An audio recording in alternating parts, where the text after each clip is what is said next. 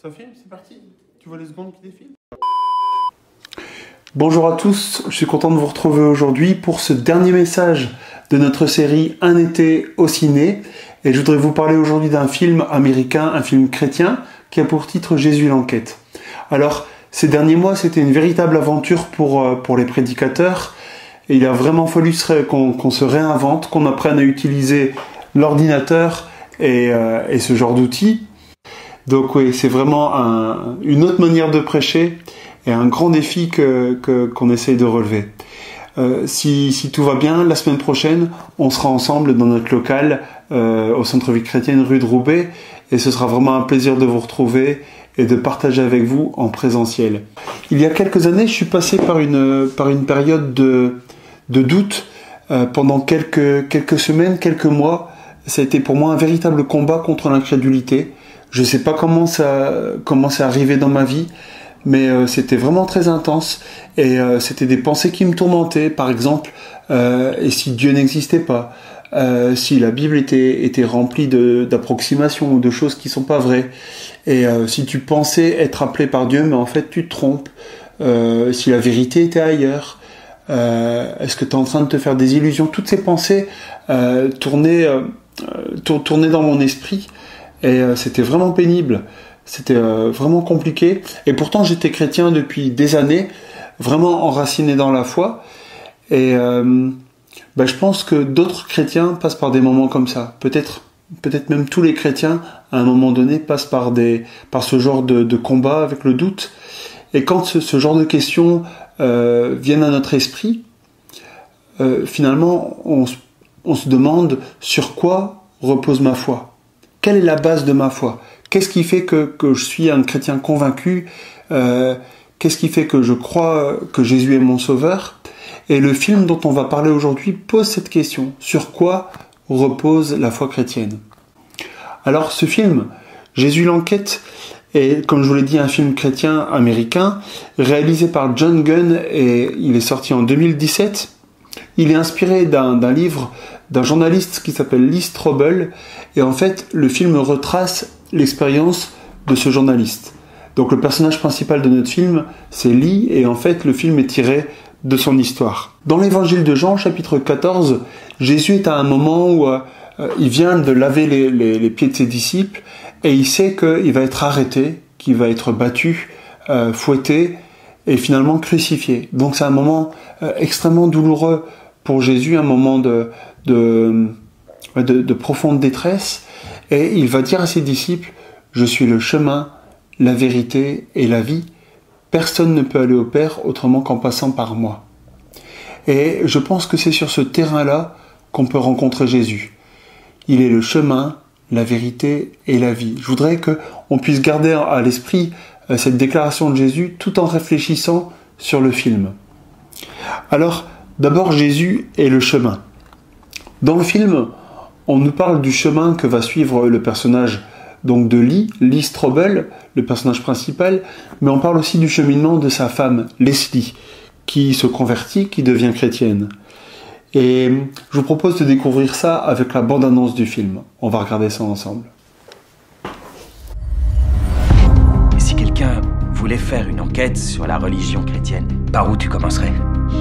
Toute la foi chrétienne repose sur la résurrection de Jésus. Si ça ne tient plus, le château de cartes s'effondre. Tu veux vraiment me donner ce flingue? Je suis certain que t'arriveras pas à appuyer sur la gâchette. J'ai passé toute ma carrière de journaliste à couvrir la vérité. Jusqu'au jour où ma femme m'a présenté le plus grand scoop de ma vie. Je veux pas perdre ma femme et mes enfants à cause d'une espèce de chose qui échappe à toute raison. Ce qui m'est arrivé par la suite a changé ma vie. À tout jamais. Comment peut-on parler de preuves historiques à propos de la résurrection? Les évangiles sont bourrés de contradictions.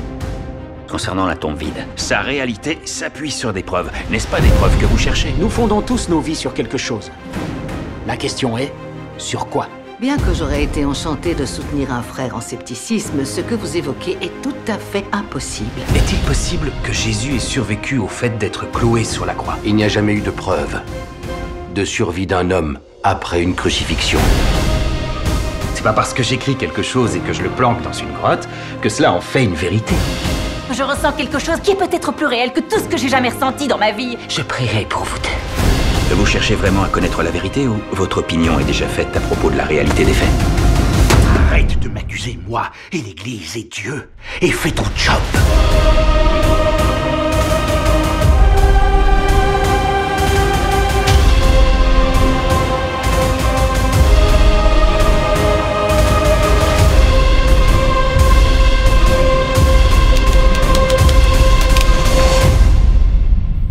Comme je vous l'ai dit, le film raconte le cheminement de Lee et le cheminement de Leslie, son épouse. Dans le cas de Leslie, c'est un cheminement qui est assez simple. Elle entend parler du Seigneur, elle entend parler de l'Évangile, elle l'accepte avec joie et rapidement elle commence à prier, à lire la Bible et elle fait des progrès avec le Seigneur. Dans le cas de Lee, c'est beaucoup plus compliqué. C'est un homme, comme je vous l'ai dit, qui est journaliste.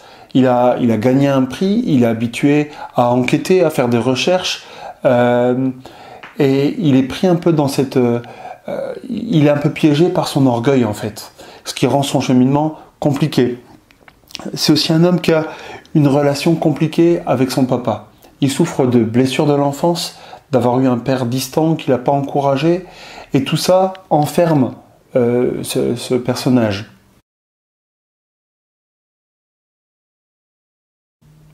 Quand Jésus dit « Je suis le chemin, la vérité et la vie », il faut faire attention au premier mot. Il commence par se décrire comme étant le chemin. Le premier mot est important et c'est de là que découle le reste. D'abord, Jésus est le chemin. Ensuite, il est la vérité et enfin, il est la vie. Être chrétien, c'est s'engager sur un chemin sans forcément savoir où il va nous mener. C'est un chemin de foi, c'est un pas de foi, un pas de confiance dans le Seigneur. Jour après jour, on apprend à laisser plus de place à Dieu, à le laisser nous transformer. C'est un cheminement.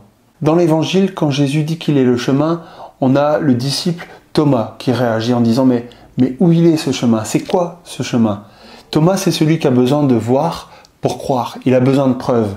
C'est lui qui, au moment de la résurrection, dit « Je ne croirai qu'il est vivant que si je vois les trous dans ses mains, le trou dans son côté. » Et pourtant, quand Thomas dit « Où est le chemin ?», il a le chemin sous les yeux. C'est Jésus le chemin. Thomas, il est un peu comme le personnage de Lee, et il est un petit peu comme chacun d'entre nous. Souvent, on a besoin de preuves pour croire en Dieu. On a besoin que Dieu se manifeste à nous pour croire qu'il existe. On a besoin qu'il nous prouve son amour. On a besoin qu'il nous prouve qu'il a des projets pour nous. Et si on a des preuves, alors on est d'accord de croire. Mais le Seigneur Jésus se présente à nous comme un chemin, pas comme une vérité toute faite qui descend du ciel de manière instantanée, c'est plutôt un chemin qui s'ouvre devant nous. Et cette idée de chemin, elle est vraiment importante. Le Seigneur nous appelle à nous mettre en route, à nous mettre en mouvement. Quand il appelle Abraham, il lui dit « Abraham, quitte la maison de ton père, quitte ta famille, quitte ta patrie, quitte tout ce que tu connais et va vers le pays que je te montrerai. » Il appelle Abraham à faire un pas de foi pour quitter quelque chose que Abraham connaît, et aller vers quelque chose de nouveau. Quand le Seigneur parle à Moïse, il lui dit « Va dire à Pharaon, laisse aller mon peuple. » À nouveau cette idée de quitter quelque chose qui nous emprisonne pour aller vers quelque chose de nouveau. La première parole des 10 commandements, le décalogue pour les Juifs, c'est « Je suis l'Éternel, ton Dieu, qui t'a libéré d'Égypte où tu étais esclave. » C'est là où le Seigneur veut nous rencontrer, là où nous sommes esclaves, là où nous sommes bloqués. Et c'est sur le terrain de nos blocages qu'il veut nous rencontrer pour ouvrir un chemin. Jésus veut s'offrir à nous comme un chemin de liberté, un chemin de libération. Quand Jésus appelle le disciple Pierre et les autres disciples, il lui dit « Laisse tes filets, viens et suis-moi. » Ma foi chrétienne repose sur une personne qui me libère en ouvrant un chemin. Et quand on avance sur ce chemin, on avance en fait vers Dieu, vers le Père. Mais on avance aussi vers les autres, parce que le Seigneur, en nous restaurant, en nous guérissant, il restaure ce chemin qui nous mène aux autres. Il restaure notre relation avec les autres. Il restaure notre relation avec Dieu, avec les autres, et aussi avec nous-mêmes. Le Seigneur nous guérit dans notre identité, dans nos dons, dans notre appel. C'est important de continuer à faire des pas sur ce chemin, de ne pas rester bloqué. Souvent, on veut atteindre un idéal. On voudrait être un chrétien qui réussit dans tous les domaines. On voudrait être un lecteur assidu de la parole de Dieu, prier énormément, témoigner. On voudrait déjà être arrivé au bout du chemin. Mais ce qui est important, c'est pas le pas qu'on fera dans 10 ans ou le pas qu'on fera à la fin de notre parcours avec le Seigneur, à la fin de notre vie. Ce qui est important, c'est le pas qui est devant nous. Un pas de foi, un pas de confiance, peut-être un pas de pardon, d'accepter, de pardonner à quelqu'un, de faire ce pas. En préparant le message, j'avais à cœur de vous parler de Corrie ten Boom. Peut-être vous avez déjà entendu le nom de cette femme. Corrie ten Boom, c'était une dame qui habitait aux Pays-Bas au moment de la Seconde Guerre mondiale, et avec sa famille, ils ont décidé de cacher les Juifs, parce que c'est le peuple de Dieu. Mais un voisin les a dénoncés. Et Corrie et sa sœur se sont retrouvés dans le camp de Ravensbrück, et là, ils ont beaucoup souffert. D'ailleurs, la sœur de Corrie est décédée, et pendant tout le temps où elle était dans le camp, Corrie a ressenti l'amour de Dieu, et quand elle a pu sortir du camp, après la Seconde Guerre mondiale, elle a commencé à voyager partout pour parler de l'amour de Dieu, et pour parler de son pardon. Et un jour, à la fin d'une conférence, il y a un homme qui s'approche d'elle et qui la remercie pour le message. Et tout à coup, elle reconnaît dans cet homme un des gardiens du camp, un des soldats SS qui gardait le camp.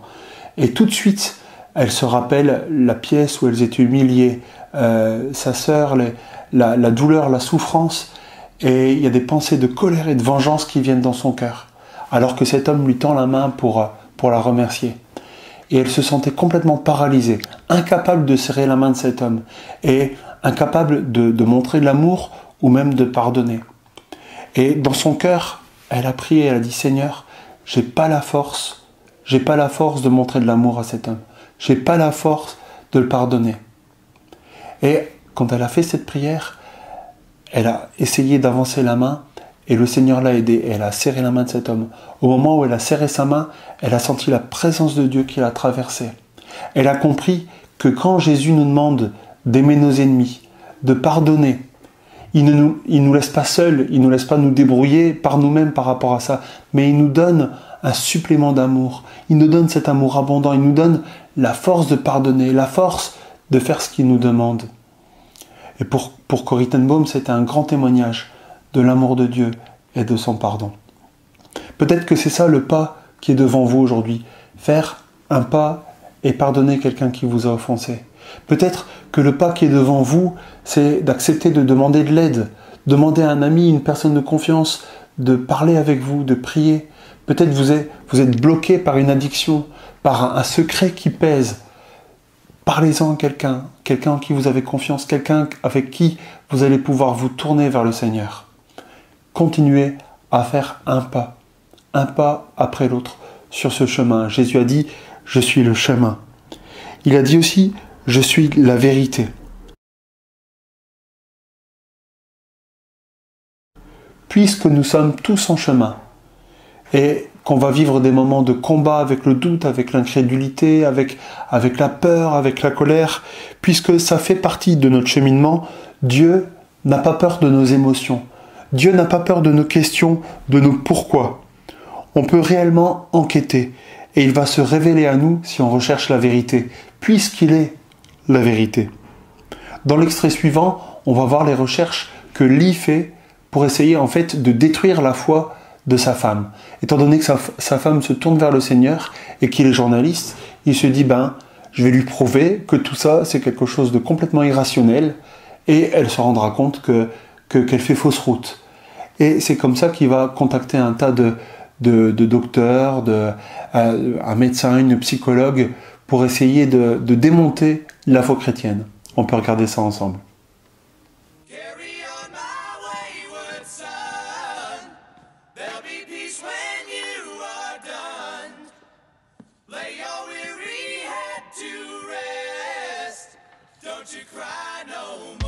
Vous dites que le Christ historique est identique à l'image sacrée qu'en donne la religion. Docteur Yamauchi, ne quittez pas une seconde, s'il vous plaît. Bonjour, Lee Strobel du Chicago Tribune. Comment allez-vous? Le docteur Ben Weatherton m'a dit qu'il vous avait prévenu de mon appel. Oui, non, je voulais seulement vérifier la validité de certains documents historiques si vous avez le temps.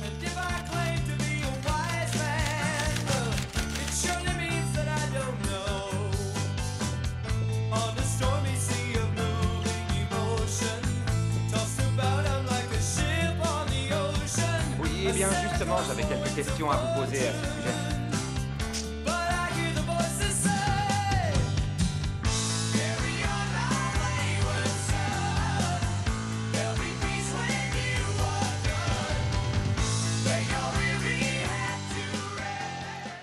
Le film se construit autour de cette recherche de Lee, autour de ces entretiens, de ce qu'il va découvrir. Et cette enquête à laquelle il se livre, même si la motivation est pas forcément bonne, vouloir détruire la foi de sa femme, mais malgré tout, cette enquête qu'il fait, c'est la question la plus importante de toute vie humaine. Si la Bible dit vrai, si Jésus est réellement Dieu, ça change tout. Le théologien anglais C.S. Lewis a dit: si le christianisme est faux, ça n'a pas une grande importance. Mais si le christianisme est vrai, alors ça change tout. Et on peut le dire pour le christianisme ou pour les autres religions, s'il y a une révélation qui est vraie, ça veut dire que les autres sont fausses, et ça conditionne, ça a un impact sur toute notre vie humaine et sur notre éternité. Ça vaut la peine d'enquêter sur Jésus. Ça vaut la peine d'enquêter sur les autres religions. Ça vaut la peine d'essayer de comprendre la Bible et de poser la question de la véracité, de la cohérence de la Bible. Ça fait des années que j'étudie les autres religions et bien sûr que je lis la Bible et que j'essaie de la comprendre. Et je suis convaincu qu'on ne doit pas avoir peur de comparer la foi chrétienne avec les autres révélations, de comparer ce que dit la Bible, ce que disent les évangiles avec le Coran, avec les Védas des hindouistes, avec les sutras du Bouddha ou avec le Talmud. Et quand j'ai lu la Bible en entier du début à la fin, j'ai été frappé par sa grande cohérence. Il y a des choses que j'ai pas pu comprendre, il y a des choses que je comprends toujours pas aujourd'hui, mais quand on a une vue d'ensemble de la Bible, c'est le fil conducteur de la révélation de Dieu, son plan pour l'humanité, son désir de sauver l'être humain, de donner sa vie même pour les êtres humains. Tout cela apparaît tellement clairement. La Bible est un livre vraiment cohérent. Et si on veut enquêter, si on veut honnêtement rechercher la vérité, le Seigneur se révèle à nous parce qu'il est la vérité. Alors je vous ai dit que pendant une période de ma vie, j'ai vécu un vrai combat avec le doute, avec l'incrédulité.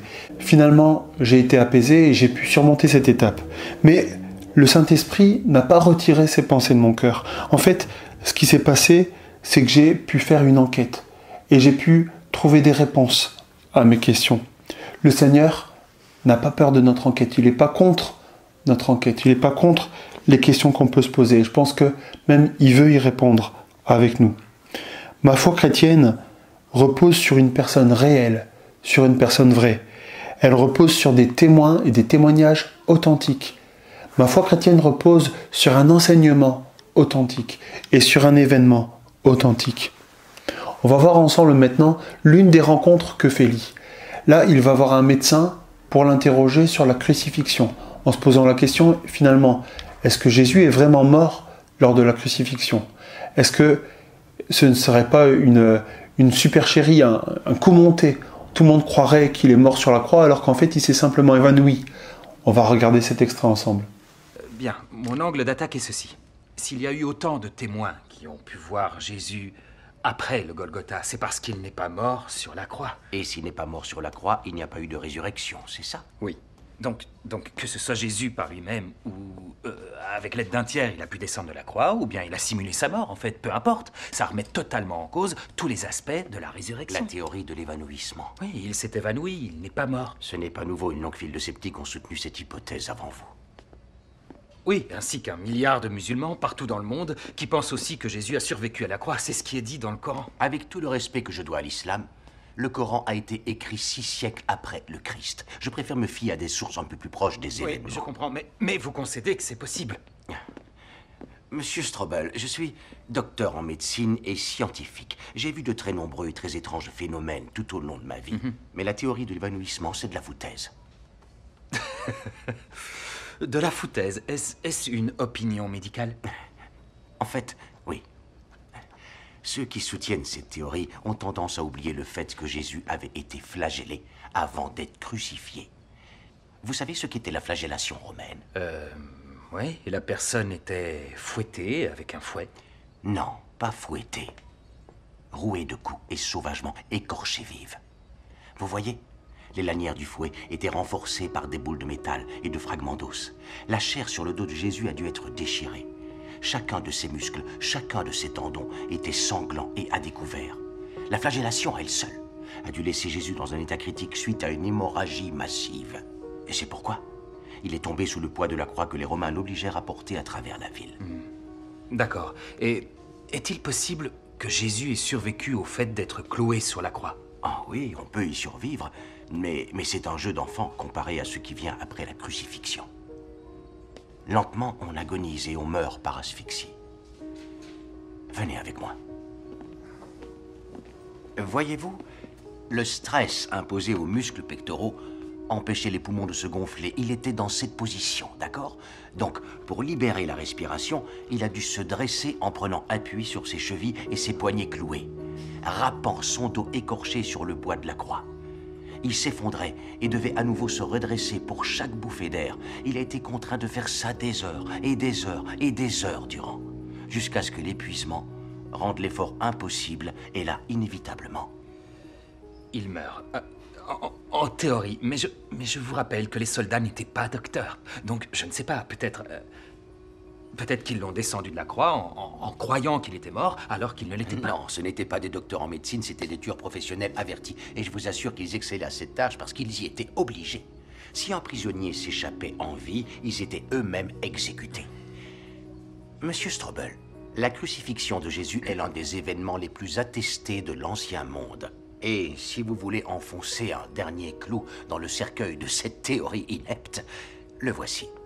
Quand les soldats ont enfoncé une lance entre les côtes de Jésus, vous savez ce qui a coulé de la plaie? Du sang et de l'eau. Ce qui est, comme nous le savons, la description d'un épanchement péricardique ayant pour conséquence la mort par asphyxie.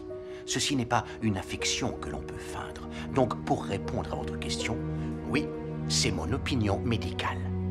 Jésus-Christ est mort sur la croix. Excusez-moi, docteur. Comme on l'a vu dans cette scène, Lee va souvent être désarçonné par ce qu'il découvre. Et souvent, ce qu'on lui dit, c'est pas vraiment ce qu'il voulait entendre. Jésus a dit « Je suis le chemin, je suis la vérité ». Et c'est sur ces terrains-là qu'il veut nous rencontrer, sur le terrain de nos blocages, de tout ce qui nous empêche d'être libres, et il veut être un chemin. Il veut nous rencontrer sur le terrain de la vérité, et il veut se révéler à nous comme étant la vérité. Et il veut aussi nous rencontrer sur le terrain de la vie.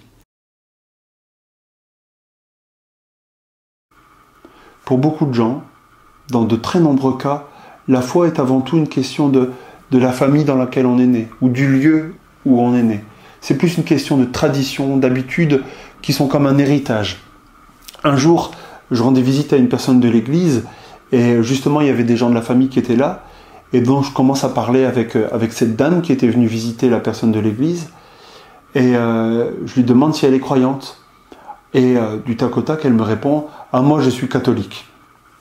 Alors je lui dis « C'est super, donc vous êtes chrétienne, vous croyez en Jésus comme moi ». Et elle me répond aussitôt « Ah non, non, je ne crois pas en Dieu ». Elle pouvait dire à la fois « Je suis catholique » et en même temps « Je ne crois pas en Dieu ».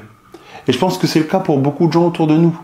Ils se déclarent chrétiens, catholiques, mais finalement, c'est plus parce que leurs parents sont croyants ou parce que leurs parents pratiquaient cette religion-là. Ils n'ont pas fait cette rencontre personnelle avec Jésus. Mais Jésus n'est pas dans les traditions, dans les croyances, il n'est pas dans un système religieux avec des règles qu'on veut m'imposer. Jésus, c'est une personne que je peux rencontrer personnellement. Ma foi repose sur une personne vivante qui va me rencontrer, qui va me rejoindre sur le terrain de la vie. C'est pourquoi notre témoignage est tellement important, parce qu'il s'agit de notre vie. C'est pas des croyances, c'est ce qu'on vit réellement dans notre quotidien. Et c'est important de pouvoir donner notre témoignage avec simplicité. J'aimerais qu'on regarde ensemble une scène qui se situe au début du film. On est dans un restaurant où Lee et son épouse Leslie sont en train de manger. Et tout à coup, leur petite fille s'étrangle avec quelque chose. Et dans la pièce, il y a une infirmière qui est chrétienne en fait, et qui s'appelle Alfie. Et c'est un personnage important du film. On peut regarder ça ensemble. Chérie? Ali, qu'est-ce qu'il y a, bébé? Tu t'étouffes? Oui, elle s'étrangle. Ali, vas-y, tous. Chérie, respire pour maman. Allez, allez. S'il vous plaît. Respire, chérie. Faites-lui de Il la fait place. quelque chose. Je suis là, bébé. Recrache, bébé. Ça va Vas-y. aller. Ça va. Aidez-nous, je vous en prie. Appelez une ambulance. Ça va aller, chérie. Regarde, papa. Allez, respire, mon ange. Ça va aller. Bébé, regarde-moi, je suis là. Je sais pas quoi. Je t'aime, bébé. Écartez-vous. Je suis infirmière. Donnez-la. Ali, je t'en prie. Chérie, calme-toi. Tous, bébé, tous, s'il te plaît. Vas-y, tous. Elle ne peut plus respirer.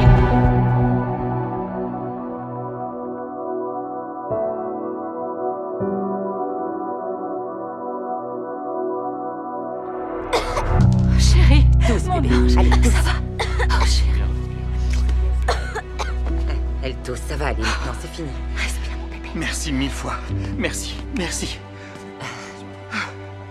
Je sais pas comment vous remercier. Ma chérie. Merci, Vous merci n'avez beaucoup. pas à me remercier. Je suis infirmière à l'hôpital de la Miséricorde. Ça va aller, je vous assure. On a eu de la chance. C'est pas la chance qui l'a sauvée. C'est Jésus. Mon époux et moi, on devait aller dans un autre restaurant ce soir. Une petite voix m'a dit de venir ici. Waouh, merci. Leslie, Alfie Davis. je n'oublierai jamais ce nom.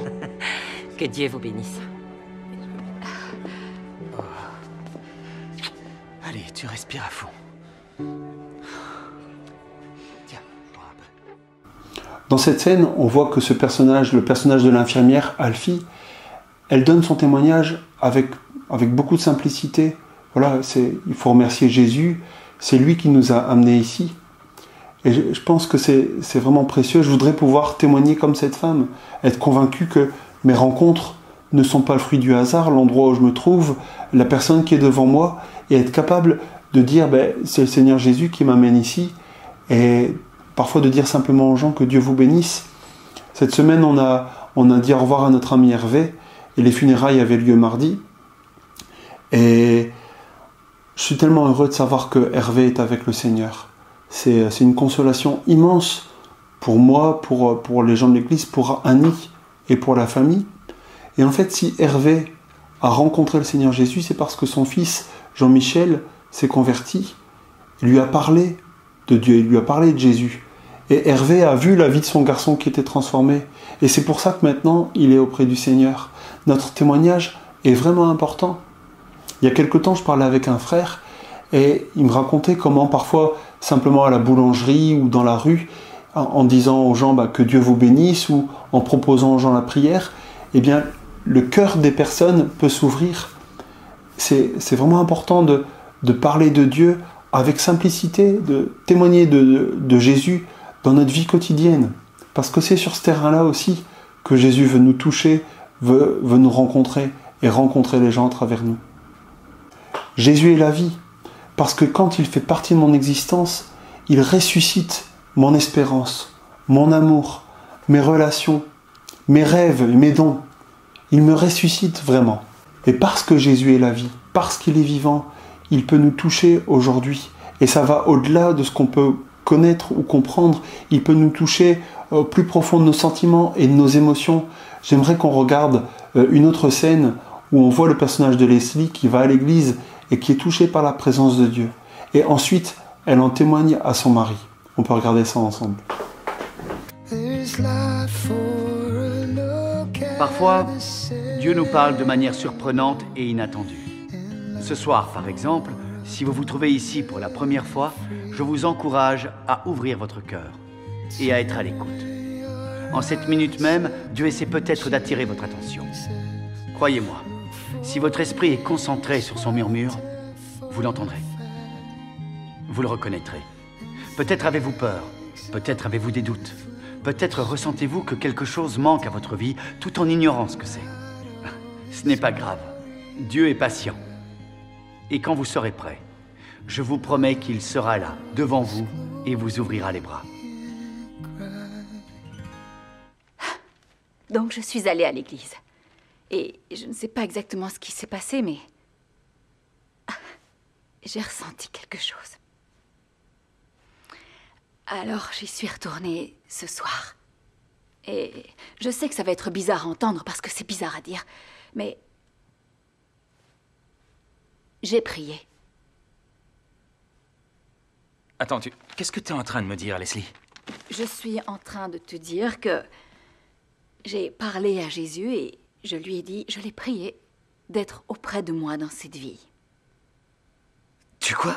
Le film tourne beaucoup autour des recherches et de l'enquête menée par Lee Strobel et des différents docteurs, médecins, les personnalités qu'il rencontre. Mais une chose qui est vraiment importante aussi dans le film, c'est le témoignage de son épouse, de la vie transformée de son épouse. Quelqu'un a dit, les chrétiens ne sont pas appelés à gagner des débats, mais à gagner des cœurs. Et c'est sur le terrain de la vie qu'on peut toucher quelqu'un. C'est quand les gens voient que nous sommes différents, que notre vie est transformée, que les cœurs sont touchés. Et les gens sont davantage convaincus par des vies transformées que par des grands discours. Alors comme la fois dernière, je ne vous révèle pas la fin du film, comme ça vous pouvez le regarder si vous avez envie. C'est vraiment un chouette film. Pour conclure, je voudrais réfléchir avec vous sur ce qui se passe au moment où Jésus fait cette déclaration. Je suis le chemin, la vérité et la vie. Quand Jésus dit ça, en fait, son chemin à lui s'arrête. Son chemin est fermé. C'est une impasse. Pour les disciples et pour lui, c'est comme un piège qui est en train de se refermer. Ils sont comme les Hébreux en face de la mer Rouge, en fait. Il n'y a plus d'issue à ce moment-là. Les autorités religieuses qui ont comploté contre lui, et bientôt les Romains, vont se saisir de lui et lui faire du mal. Devant Jésus et devant les disciples, il n'y a plus que la violence, la mort, la souffrance et l'abandon. Devant lui, il n'y a plus que des mensonges et des faux témoignages. Sa gloire et sa mission sur la terre semblent être juste des illusions à ce moment-là. Et pourtant, Jésus est capable de regarder vers Dieu. Il est capable de regarder devant lui et d'affirmer « Je suis le chemin, la vérité et la vie ». Combien ces paroles sont importantes et précieuses pour nous aujourd'hui. De dire, dans la situation où je vis, le Seigneur Jésus est le chemin. Il est la vérité. Je peux enquêter sur Jésus, je peux poser des questions, je peux essayer de comprendre, je vais le trouver. Je vais le trouver sur le terrain de la vérité. Et Jésus est la vie. Il n'est pas dans le ciel, dans quelque chose qui n'a rien à voir avec ma vie quotidienne. Il n'est pas dans les institutions, il n'est pas dans des textes sacrés écrits dans une langue que je ne comprends pas. Il est dans la vie, il est dans ma vie. Alors je vous propose de prier pour terminer. Seigneur Jésus, merci pour ces moments qu'on peut partager par l'intermédiaire des réseaux sociaux ou d'une vidéo sur YouTube. Seigneur, merci parce que tu es mon chemin, tu es ma vérité et tu es ma vie, Seigneur. Ouais, sois mon chemin dans la situation que je vis maintenant. Sois ce chemin qui me permet de sortir de l'esclavage, de sortir de tout ce qui me bloque. Seigneur, sois ma vérité, que ton regard d'amour sur moi, que tes projets pour ma vie, Seigneur, que ton appel sur ma vie, que ce soit la vérité, que ce soit ma vérité, celle vers laquelle j'avance.